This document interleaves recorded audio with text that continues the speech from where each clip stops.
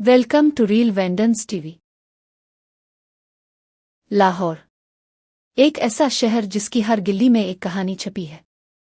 कुछ कहानियां बादशाहों की हैं, कुछ जंगों की, कुछ मोहब्बत की, और कुछ ऐसी इमारतों की जो वक्त गुजरने के बावजूद आज भी खामोश खड़ी हैं और अपने अंदर सदियों के राज दफन किए हुए हैं। पुरानी लाहौर की तंग और पेचीदा गलियों में जहां आज भी सदियों पुरानी खुशबू महसूस होती है, एक ऐसी इमारत मौजूद है जिसकी दीवारों ने मुगल बादशाहों का उरूज देखा, जिसके सहन ने हजारों दुआएं सुने और जिसके रंगीन टाइलों ने वक्त के हर तूफान का मुकाबला किया। ये है वजीर खान मस्जिद। लेकिन क्या आप जानते हैं, ये सिर्फ एक मस्जिद नहीं, ये एक ऐसी किताब है जिसके सफ़हात ईंटों, रंगों और नक्श और निगार से लिखे गए हैं। एक ऐसी किताब जिसमें मुगलिया सल्तनत की शान भी है और वक्त की बेरहमी की दास्तान भी। कहा जाता है कि जब रात के वक्त पुराने लाहौर की गलियां खामोश हो जाती हैं, जब बाजारों की आवाज़ें खत्म हो जाती हैं और जब चांदनी इस मस्जिद के नीले और सब्ज टाइलों पर पड़ती है, तो ऐसा महसूस होता है जैसे ये इमारत माजी से कोई बात करना चाहती हो, जैसे ये कहना चाहती हो, मैंने बहुत कुछ देखा है, मैंने बादशाहों को आते जाते देखा है, मैंने खुशहाली भी देखी और जवाल भी। आखिर क्या राज है इस मस्जिद का? किसने इसे बनाया? क्यों बनाई गई? और क्यों आज भी दुनिया भर के लोग उसकी खूबसूरती देखकर हैरान रह जाते हैं? आइए चलते हैं 400 साल पीछे, मुगल सल्तनत के सुनहरी दौर में।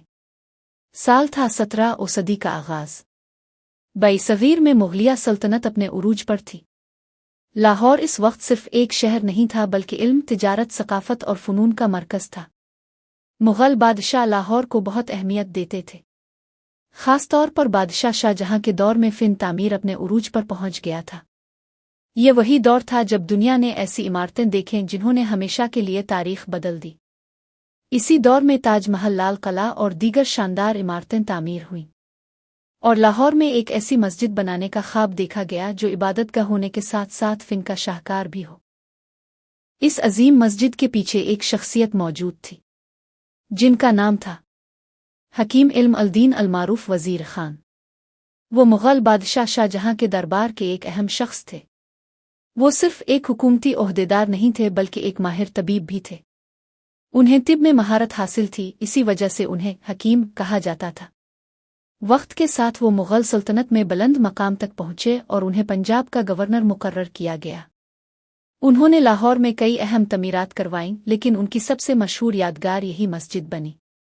सन 1634 के करीब शाहजहां के दौर हुकूमत में वज़ीर खान मस्जिद की तामीर शुरू हुई। मकसद सिर्फ एक इबादतगाह बनाना नहीं था, मकसद ये था कि लाहौर में एक ऐसी जगह बनाई जाए जहां इबादत, इल्म और सकाफत इकट्ठी नजर आए। इस वक्त लाहौर का पुराना शहर तिजारत का मरकज था। मस्जिद को ऐसे मकाम पर बनाया गया जहां लोग आसानी से पहुंच सके। इसका रास्ता दहली दरवाजे के करीब था, जहां से शहर में दाखिल होने वाले मुसाफिर गुजरते थे। यानी ये मस्जिद सिर्फ नमाजियों के लिए नहीं, बल्कि पूरे शहर की शनाख्त बनने वाली थी। जब लोग पहली बार वज़ीर खान मस्जिद को देखते हैं तो सबसे पहले इसके रंग उन्हें हैरान कर देते हैं। नीला, सब्ज, पीला, सुर्ख और सफ़ेद रंगों का ऐसा इम्तिजाज जो आज भी आंखों को अपनी तरफ खींच लेता है। लेकिन सवाल यह है कि 400 साल पहले, जब जदीद मशीनें मौजूद नहीं थीं, इतनी बारीक कारीगरी कैसे मुमकिन थी? यही वो राज है जो आज भी माहिरीन को हैरान करता है।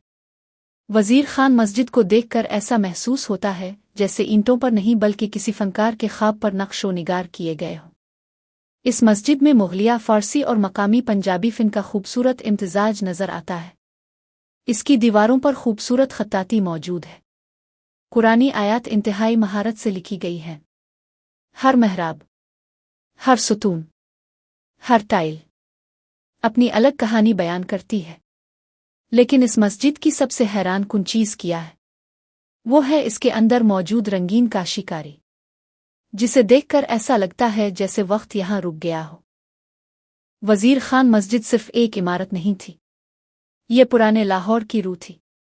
उसके इर्द गिर्द बाजार आबाद हुए, लोग यहाँ तिजारत करने लगे, मुसाफिर यहाँ आते, नमाज अदा करते और फिर लाहौर की जिंदगी का हिस्सा बन जाते। ये मस्जिद सदियों तक लोगों की रोज़मर्रा जिंदगी का मरकज़ रही।